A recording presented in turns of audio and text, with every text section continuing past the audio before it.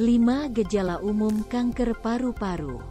Batuk sampai penurunan berat badan Rabu, tanggal 16 November pukul 17.15 waktu Indonesia Barat. Batuk yang konstan dan bahkan memburuk diawasi sebagai gejala kanker paru-paru. Gejala kanker paru-paru adalah umum. Meski begitu, tanda-tanda berikut masih perlu diawasi jika Anda merasakannya dan segera melakukan pemeriksaan ke dokter. Batuk yang berkepanjangan. Jangan dianggap sepele jika batuk tidak sembuh meskipun telah diperlakukan.